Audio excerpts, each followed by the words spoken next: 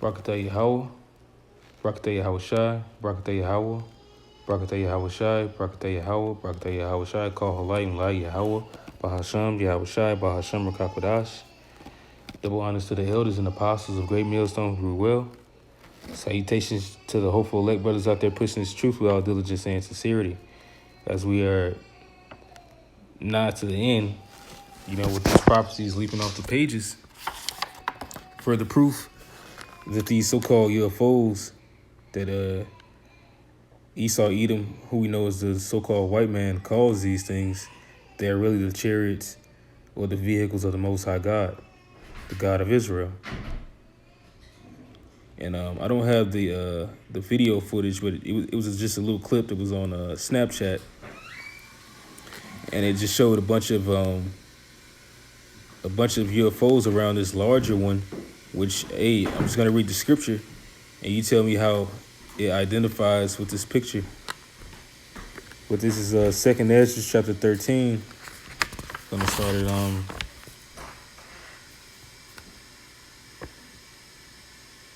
gonna just start at verse 1, then I'm gonna do some skipping. It says, "And it came to pass after 7 days I dreamed a dream by night, and lo, there arose a wind from the sea that moved all the waves thereof. And I beheld, and lo, that man that is talking about is the Son of the Most High God, who the world ignorantly calls Jesus Christ. But we know his name is Yahweh Shai, and he has the resemblance of what you would call a black person. But we are not black. We are the Israelites of the Bible, the so-called blacks, Latinos, and Native Americans. And wherever lands we've been scattered to, whether it be diaspora or, war, Jake is everywhere. But according to prophecy, Judah would be the so-called Negroes, the Mexicans would be the so-called Issacharites, and Gad would be the so-called natives. And the blood of natives pretty much makes up the majority of the 10 tribes. Which if you continue to read this whole chapter, it goes into that dispersion. But nevertheless, it's talking about the time of the Lord coming back, Yahweh Shai. And it says, "And behold, and lo, that man waxed strong with the thousands of heaven, thousands of angels." So it's going to be not just a few small UFOs around a larger UFO, so-called, but it's going to be thousands upon thousands, really millions, because you don't see that word million in the scriptures would be really just thousands, because it was really no word for certain words like that, that word just means thousands. But it says, "And when he turned his countenance to look, and all the things trembled that were seen under him." So basically, the whole world is going to be in great fear when they see these things cover the sky, as they do now. But they only see an inkling of what the Lord is about to do with his power. It says, I'm gonna get it real quick.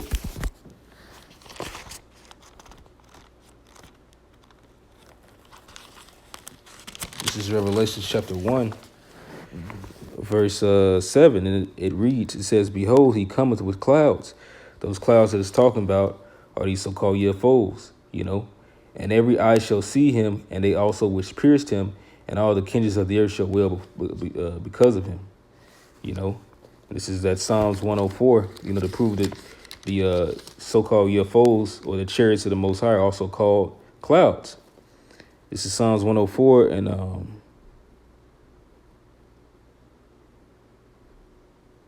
gonna start at verse 1. It says, "Bless the Lord Yahweh, O my soul, O Lord Yahweh, my God."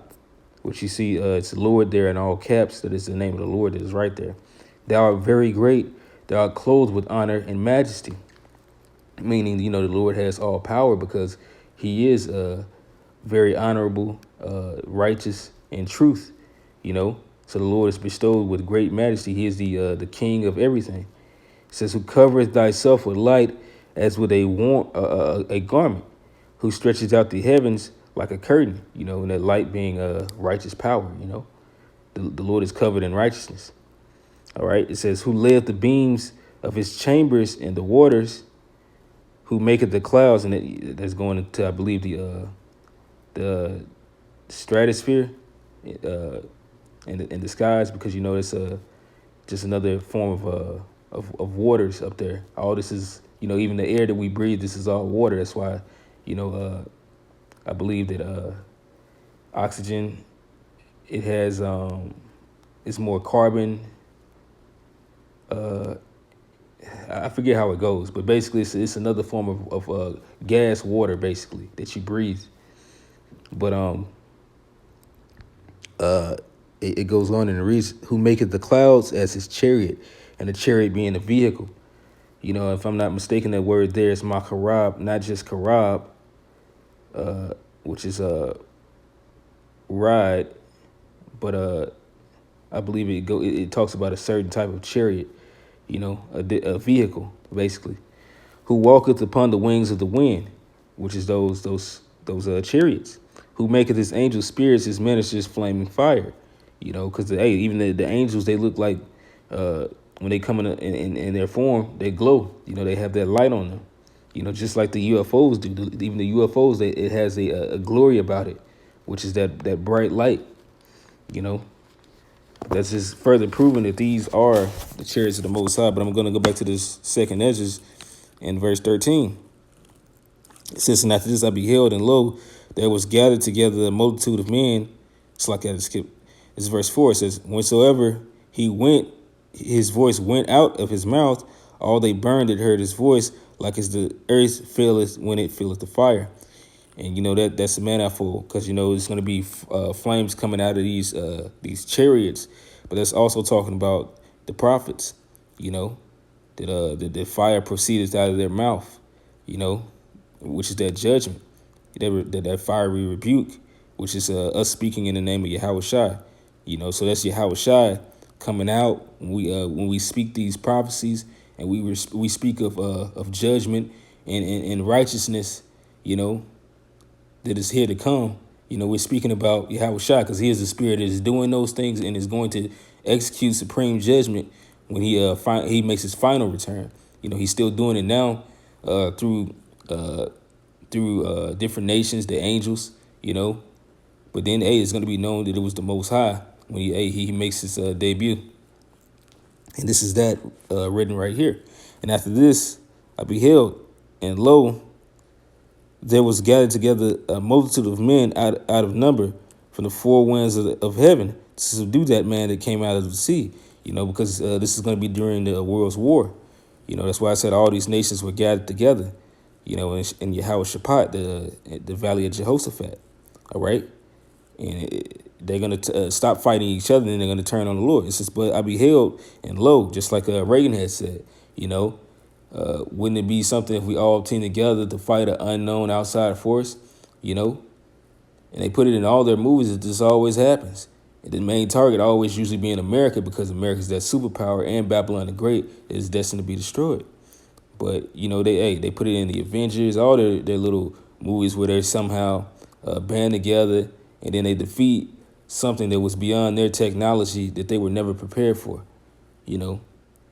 And although Esau pushed that, he pushes that, he really is trying to get prepared, and he still won't be prepared for what's to come. But it says, "But I beheld, and lo, he graved himself a great mountain and flew up upon it."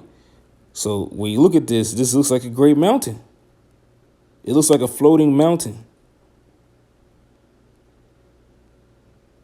And it says, "And after this I beheld, and lo, they all which were gathered," Slacky, verse 7, it says, "But I would have seen the region or place whereout the hill was graven, and I could not."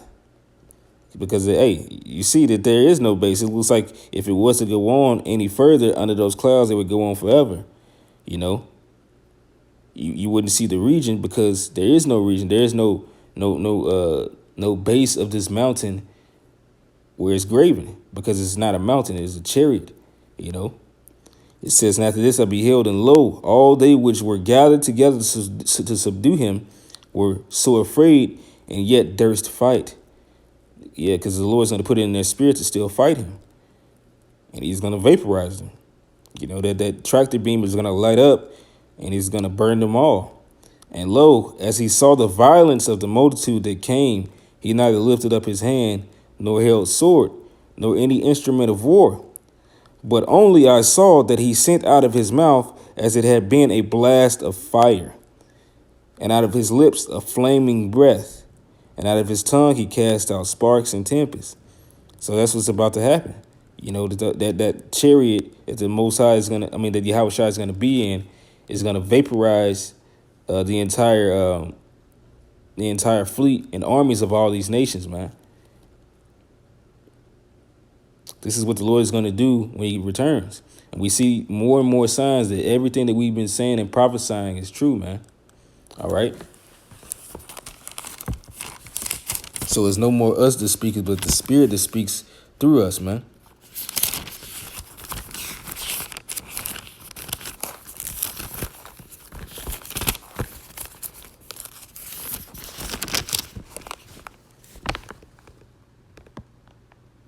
This is 1 Peter 4:11. It says, if any man speak, let him speak as the oracles of the Most High. If any man minister, let him do it as the ability which the Most High giveth. So, hey, the only time we actually, you know, not to say we don't have folly conversations, you know, but it still always revolves around wisdom, because although we're in this flesh, that's what we're trying to be. You know, in the spirit of Yahweh Ba'ashem Yahweh Shai, which is to dwell in wisdom, not to lean unto our own understanding, not to be emotional. It says to put off the immortal clothing. I mean the mortal clothing, and to put on immortality. Flee from the shadow of this world. You know, which it gives you a list, because it tells you who shall dwell with everlasting burnings. Meaning who's going to dwell in these fiery chariots, man? Who's going to dwell with the Most High in all righteousness? You have to be able to fight the battles now, so that you can fight the strongest battles to come, which is going to test us, which is going to be that C-hip, that RFID C-hip, man, that he is about to put out here, you know. And guaranteed, if you take that, no matter if you cut your bite, whatever limb it was in off, you're not getting on this vehicle, man. But if you be a heathen, hey, you're definitely not getting on these. So live it up. But hey, to prove who is, you know, because we hardly guess it right all the time. The only way that would show if somebody's Israelite is what Yahweh Shai said. You know, if you continue unto the end, ye are my disciples indeed, man. You know, and it says indeed. You know, that the breakdown of the word is to actually you know, show forth the work of being one that is in the spirit of Yahweh Ba'ashem Yahweh Shai. You know, because our hope is to get up out of this place and to dwell with Yahweh Shai, man. You know, because for in me you shall have peace, but in the world you shall have tribulation. It says that the Most High in all things may be glorified through Yahweh Shai HaMashiach, to whom be praise and dominion forever and ever. So, hey, man, stay prayed up. Hey, repent daily. So I'm going to end this lesson off and give all praises, honor, and glory to Yahweh, Ba'ashem Yahweh Shai, Ba'ashem Rakakwadash, Shalom, and Abba Wall.